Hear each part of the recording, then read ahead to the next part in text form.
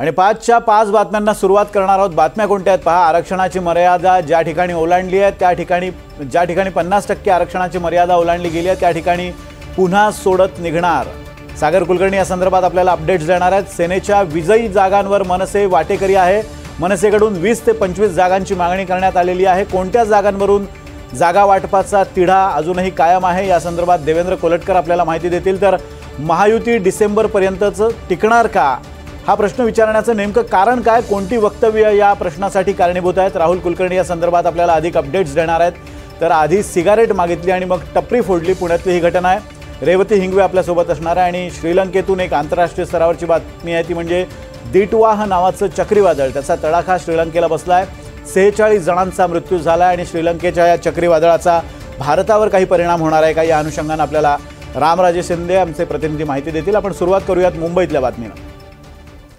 राज्यातील 40 नगरपरिषदा आणि 17 नगरपंचायतींमध्ये आरक्षणाच्या 50% मर्यादेचं उल्लंघन झाल्याचं काल राज्य निवडणूक आयोगानं कबूल केलं होतं। दरम्यान ज्या ठिकाणी 50% आरक्षण मर्यादा ओलांडली गेली आहे त्या ठिकाणी पुन्हा सोडत निघणार असल्याची माहिती निवडणूक आयोगाच्या सूत्रांनी दिली आहे। आरक्षण मर्यादा जास्त असलेल्या जिल्हा परिषदा आणि 2 महानगरपालिकांमध्ये नव्यानं आरक्षण सोडत काढण्यात येणार आहे। नव्यानं आरक्षणाची प्रक्रिया पूर्ण करण्यासाठी 15 दिवसांचा कालावधी लागण्याची शक्यता आहे।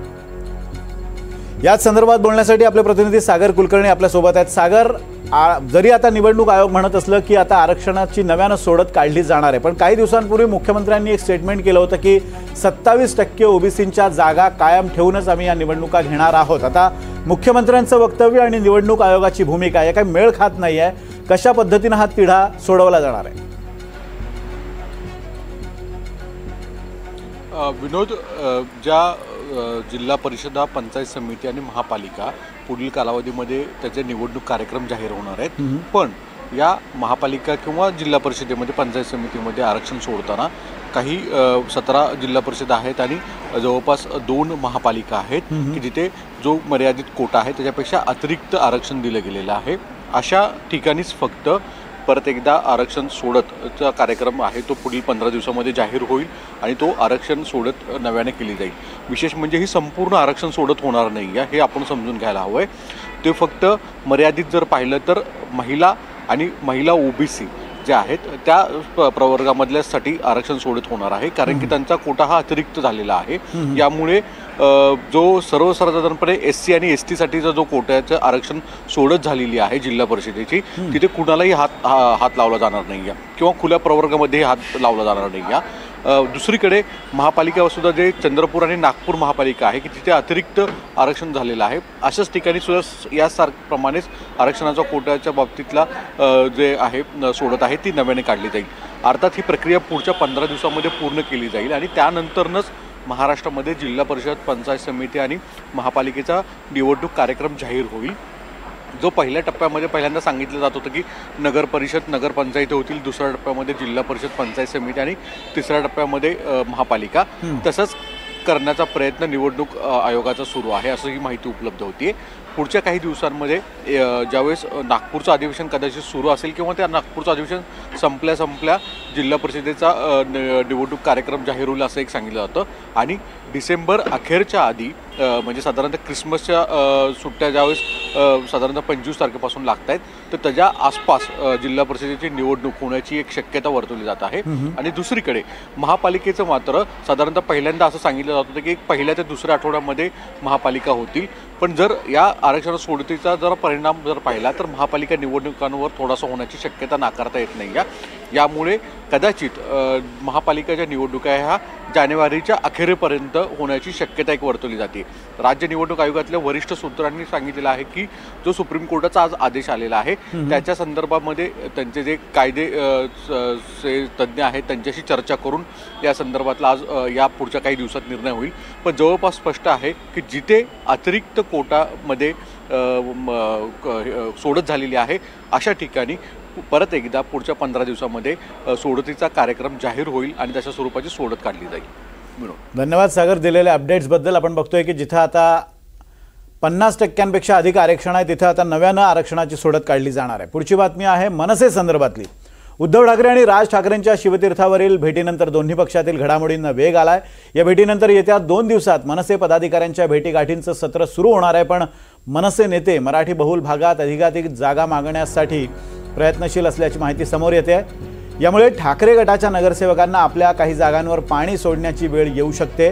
ठाकरे गटाच्या 20 ते 25 जागांसाठी मनसे आग्रही असल्याचं समजते। त्यामुळे प्रत्येक जागेवर सखोल चर्चा करून राज ठाकरे आणि उद्धव ठाकरेंची पुढची भेट होईल अशी चिन्ह दिसत आहेत। दरम्यान जागा वाटपाच्या मुद्द्यावर ठाकरे बंधू आता कसा तोडगा काढणार आणि विजयी जागांवर मनसे वाटेकरी होणार असल्यामुळे ठाकरेंचे नगरसेवक नेमकी काय भूमिका घेणार याकडे सगळ्यांचं लक्ष लागलंय। देवेंद्र कोलटकर आपले प्रतिनिधी या संदर्भात बोलण्यासाठी आपल्या सोबत आहेत। देवेंद्र, जागा वाटपाचा तिढा अर्थात या सगळ्या प्राथमिक फेऱ्या आहेत, अजूनही महापालिकांच्या निवडणुकांचे म्हणावे तसे वारे व्हायला सुरुवात सुद्धा झालेली नाही, पण ठाकरे बंधूंनी सगळं लक्ष पूर्णतः मुंबई महापालिकेवर केंद्रित केलेलं आहे।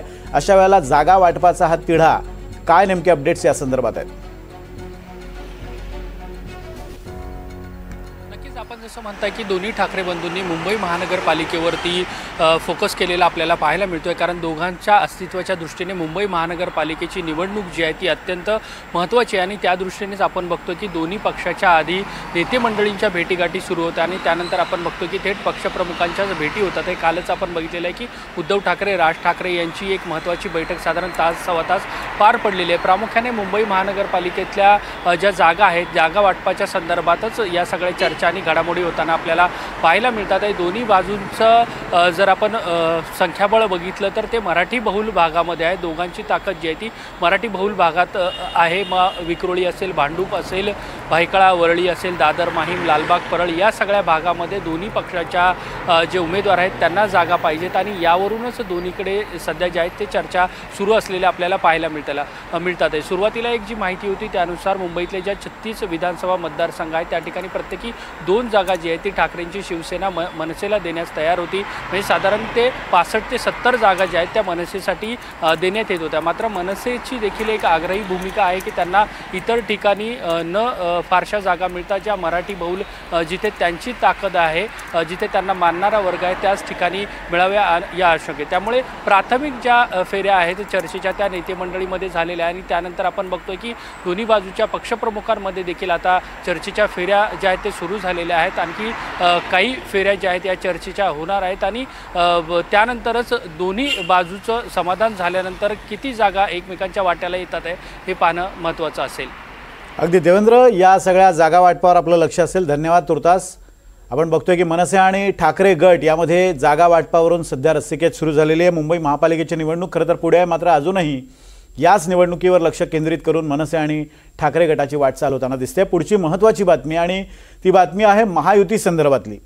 2 डिसेंबर नगर परिषद आणि नगरपंचायतीसाठी राज्यात मतदान होतंय, मात्र ही तारीख आणखी एका कारणामुळे चर्चेत आली आहे। 2 डिसेंबरपर्यंत आम्हाला महायुती टिकवायची असं विधान भाजप प्रदेशाध्यक्ष रवींद्र चव्हाण यांनी केल्यामुळे राज्यात खळबळ उडाली आहे। तर युती टिकवायची आहे का हे त्यांनाच विचारा असा टोला श्रीकांत शिंदेंनी या वक्तव्यासंदर्भात लगावला आहे। तर एकनाथ शिंदेंनी मात्र या मुद्द्यावर समजुतीची भूमिका घेतली आहे, पण तरीही आता 2 डिसेंबर नंतर युती टिकणार की तुटणार असा सवाल उपस्थित केला जातोय। 2 तारखेपर्यंत मला युती टिकवायची आहे, मी नंतर उत्तर देईन। खोटा आहे का? इलेक्शन आता 2 महिने आहेत। इलेक्शन नंतर जे आहे केंद्रामध्ये पण युती आहे आणि राज्यामध्ये पण युती आहे। तर प्रत्येकाने प्रत्येक नेत्याला शिंदे साहेबांनी पण सांगितलेलं आहे, मुख्यमंत्री देवेंद्र फडणवीसजींनी पण सांगितलेलं आहे, जेव्हा प्रचार करत असतो जेव्हा खालच्या पातळीवरती प्रचार करू नये। 2 डिसेंबर पर्यंत युती टिकवायची रवींद्र चव्हाण म्हणाले।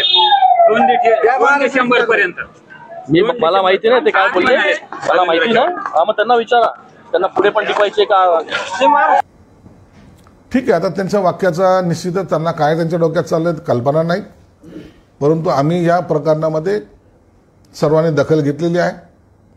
आम्ही वेट अँड वॉचच्या भूमिकेमध्ये आहोत। 2 तारखेनंतर नेमकी त्यांची भूमिका काय असेल त्यानुसार आम्ही आमचं सुद्धा स्टेटमेंट निश्चित देऊ। आणि याच संदर्भात बोलण्यासाठी आपले प्रतिनिधी राहुल कुलकर्णी आपल्यासोबत आहेत। राहुल, या सगळ्या वक्तव्याचे अर्थ काय काढायचे हा तर प्रश्न आहेच, मात्र दुसरा मुद्दा असा आहे की भाजपकडे किमान अजित पवारांचा पर्याय आहे, पण शिंदेंकडे तसा जर समजा युती महायुती तुटली, शिंदे बाहेर पडले तर शिंदेंकडे असा काही वेगळा पर्याय तुर्तास तरी दिसत नाहीये। प्रश्न 2, एकतर या सगळ्यांच्या वक्तव्याचा अर्थ काय काढायचा आणि जर महायुती तुटली तर शिंदेंकडे काय पर्याय उरतात? विनोद, खरं म्हणजे मला महाराष्ट्राच्या राजकारणाची गंमतच वाटायला लागली. म्हणजे एकतर जे विरोधी पक्ष आहेत त्यांनी बाय दिल्यासारखी स्थिती आहे. त्यातले कुठलेही प्रमुख नेते या निवडणुकीच्या प्रचारात नाही आहेत आणि वाद सुरू झाला आहे तो एकनाथ शिंदेची शिवसेना आणि भाजपमध्ये. खरं तर रवींद्र चव्हाण यांचं जे वक्तव्य होतं ते कणकवलीच्या मर्यादेत होतं. त्याला व्यापक स्वरूप का आलं? कारण ते रवींद्र चव्हाण आहेत म्हणून. त्याच्यावरती ज्या पद्धतीनं श्रीकांत शिंदेनी प्रतिक्रिया दिली, कारण त्या दोघांमधला वाद हा आत्ताचा नाहीये. बरोबर. लोकसभा निवडणुकीमध्ये श्रीकांत शिंदेना उमेदवारी मिळू नये अशी आग्रही भूमिका रवींद्र चव्हाण यांची होती. व्यापक पटावर जर आपण बघितलं तर मी जे आधी म्हणालो की महाराष्ट्रामध्ये 233-232 या अधिकृतपणे आणि एक भाजपचाच पुरस्कृत असलेले आमदार, याच्यातच खरी लढत आहे. आणि ती आता पहिल्यांदा असं दिसत आहे की सत्तेवरती आल्यानंतर संभावित राजकीय ताणतणाव कोणामध्ये असतील त्याचं हे मोठं उदाहरण आहे. आणि या तणावामध्ये पहिल्या फेळीमध्ये, कारण आता हा सगळा मुद्दा कुठे जाऊन थांबेल, तो जाऊन थांबेल देवेंद्र फडणवीस यांच्याशी. कारण असं म्हणतात एकनाथ शिंदे की भले ते 2 डिसेंबर वगैरे सगळे संदर्भ दिले असले तरी सुद्धा देवेंद्र फडणवीस यांनी आपल्या पक्षाध्यक्षांना सांगितलेलं आहे की हे फार वाढवू नका तणाव, जे काही मधल्या काळामध्ये पक्षांतर वगैरे तुम्ही केले ते थांबवा. त्याच्यानंतर हे आलेलं स्टेटमेंट असल्यामुळं त्याची व्याप्ती वाढली. माझ्या मते 2 डिसेंबर नंतर पण हेच सरकार सत्तेवरती राहील, फारसे पर्याय कुणाकडेच नाहीत. खास करून तुझा जो नंतरचा मुद्दा होता की एकनाथ शिंदे यांच्याकडे काय पर्याय आहेत, एकनाथ शिंदे यांच्याकडे तुर्तास काहीही पर्याय नाहीये. सद्यस्थितीमध्ये आकडेवारीच अशी आहे की स्वतःच भाजपनं असं ठरवलं की आपण स्वबळावरतीच सरकार स्थापन करायचं, तर 233 मधले त्यांच्याकडे 10-12 आमदार आणखी मिळाले त्यांना की ते स्वबळावरती सरकार आणू शकतात आणि स्वतःच्या हिमतीवरती सरकार चालवूही शकतात. एकनाथ शिंदे यांची अडचण अशी आहे की आता ज्यांच्यात स्पर्धा सुरू आहे ती स्पर्धा वाढत कशी जाणार आहे त्याची ही पहिली पातळी आहे.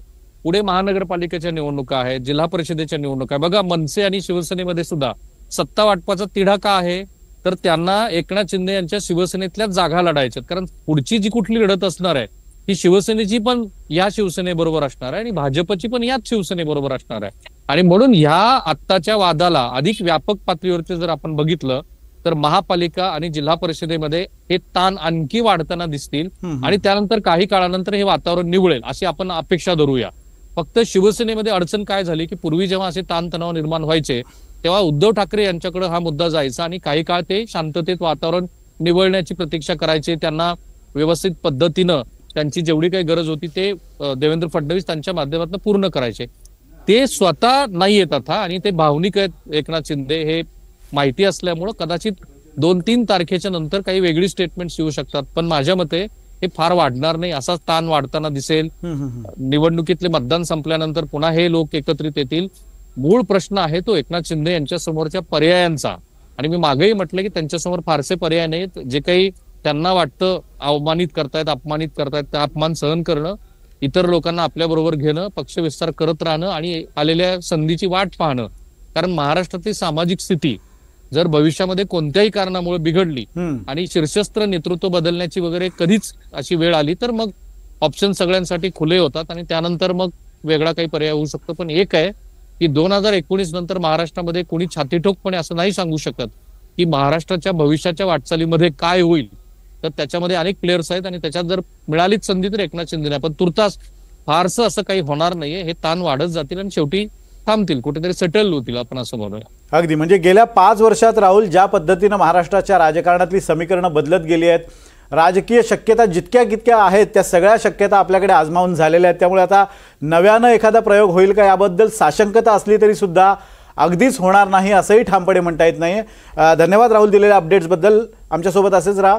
पुढची बातमी सुद्धा पुण्यातून आहे. पुण्यात कायदा आणि सुव्यवस्थेचे धिंडवडे उडवणारा एक व्हिडिओ सध्या समोर आला आहे. पुण्यातील वाढत्या गुन्हेगारी प्रकरणामुळे नागरिकांमध्ये भीतीचं वातावरण निर्माण झालं आहे. पुण्यामध्ये कोयता गँगची दहशत सुरूच आहे. पुण्याच्या विमाननगर परिसरातील धक्कादायक व्हिडिओ सोशल मीडियावर सध्या व्हायरल होतोय. एका पान टपरीवर 5 ते 6 जणांची टोळी येऊन सिगारेट विकत घेते. सिगारेटचे पैसे मागितल्यानंतर टोळीतील एकानं कोयता बाहेर काढून दुकानाची तोडफोड करायला सुरुवात केली आहे. दहशत निर्माण करून त्यानं सिगारेटचं पाकिटही चोरून नेलं. विमाननगर परिसरातील पान टपरी चालकावर झालेला हा खळबळजनक हल्ला आणि त्यामुळे आता भीतीचं वातावरण पसरलं.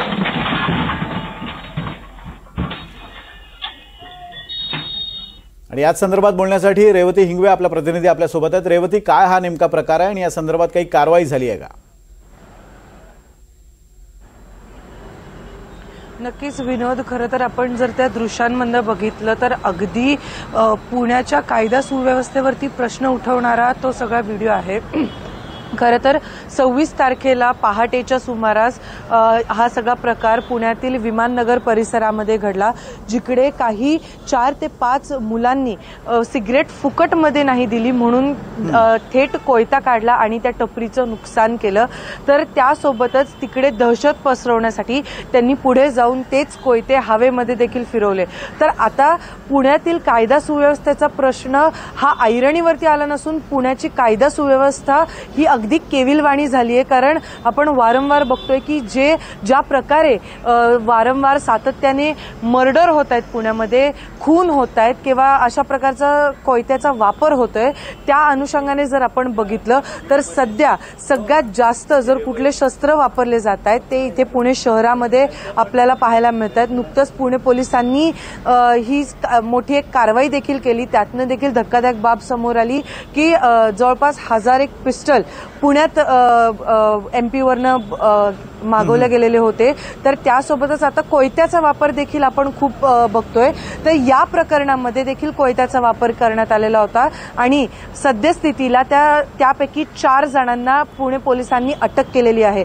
मात्र अटक केल्यानंतर अजून ते नेमकं कुठून आलेले होते, काय तिथे करत होते, या सगळ्याचा उलगडा अजून झालेला नाहीये। पण पुण्याचा कायदा सुव्यवस्थेचा प्रश्न अजून तसाच्या तसाच आहे। विनोद, अगदी धन्यवाद रेवती दिलेल्या अपडेट्सबद्दल। पुण्याच्या कायदा सुव्यवस्थेचा प्रश्न अजूनही जसाच्या तसाच आहे। अजूनही पोलिसांना म्हणावं तसं या कोयता गँग किंवा इतर ज्या समाजकंटक किंवा घटक आहेत त्यांच्यावर चाप लावता आलेला नाही आहे। पुढची बातमी आंतरराष्ट्रीय स्तरावरून आहे। दिटवाह चक्रीवादळामुळे श्रीलंकेमध्ये एक मोठा पूर आलाय। गेल्या 12 दिवसांपासून सुरू असलेल्या मुसळधार पावसामुळे आणि पुरामुळे मोठं नुकसान झालंय। पुरामुळे भूस्खलनही अनेक ठिकाणी झाले, ज्यामध्ये किमान 46 लोकांचा मृत्यू झालाय तर 23 जण अजूनही बेपत्ता आहेत। तर दिटवाह चक्रीवादळाच्या प्रभावामुळे तामिळनाडू आणि आंध्र प्रदेश या 2 राज्यांमध्ये सुद्धा धोका निर्माण झालाय। घरं आणि रस्त्यांचं मोठं नुकसान झालंय। आतापर्यंत 600 घरांचं नुकसान झालंय, त्यांचे संसार उघड्यावर पडलेत। रामराजे शिंदे आपले प्रतिनिधी आपल्याला या संदर्भात अधिक अपडेट्स देतात। रामराजे, दिटवाह चक्रीवादळामुळे श्रीलंकेत हाहाकार माजलेला आहे। 46 जणांचा आतापर्यंत मृत्यू झालाय। पण सगळ्यात जास्त चिंता ही आहे की श्रीलंकेला लागून असलेल्या राज्यांमध्ये, भारताच्या राज्यांमध्ये काही याचा प्रभाव जाणवणार आहे का किंवा तशा स्वरूपाची काही शक्यता हवामान विभागाने वर्तवली आहे का?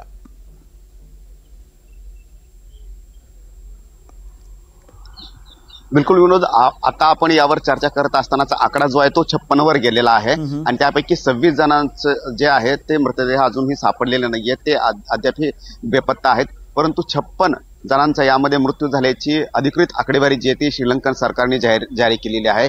दितवा वादळ जे आहे ते मोठ्या प्रमाणावर आणि वेगामध्ये आता भारताकडे येताना दिसून येते।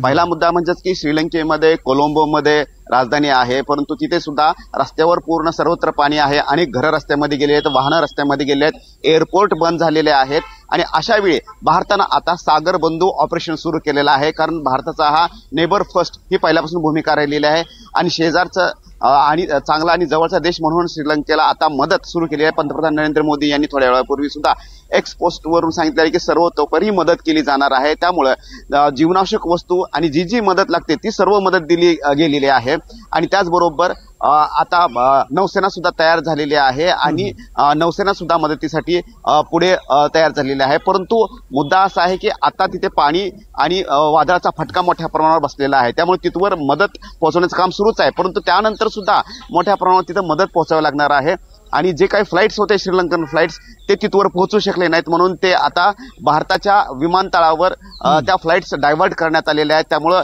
जे कोस्टल राज्यामध्ये जे काही विमानतळ आहेत तिथे हे संपूर्ण फ्लाईट जे आहेत ते लँड होणार आहेत।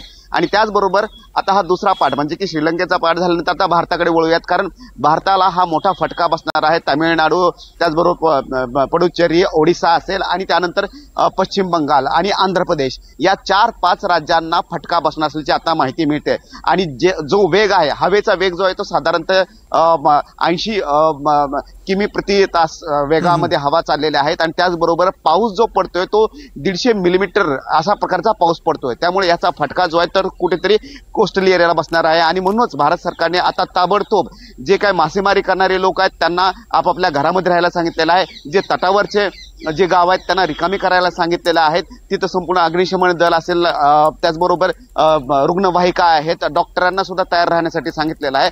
कारण भारताच्या 4 ते 5 राज्यांना हे वादळ जे आहे ते धडका मारू शकतं आणि त्याचा परिणाम जो आहे, हवा तर आहेच परंतु लाटा जे आहेत ते अतिशय उंच लाटा निर्माण झालेल्या आहेत. त्यामुळे हवेसोबत लाटा असे दुहेरी मार जो आहे तो आता किनाऱ्यावर धडकणार आहे आणि त्याच्यासाठी खबरदारी जी आहे ती भारत सरकारने घ्यायला आता सुरुवात केलेली आहे आणि त्या सर्वच राज्यांना सूचना देण्यात आलेल्या आहेत.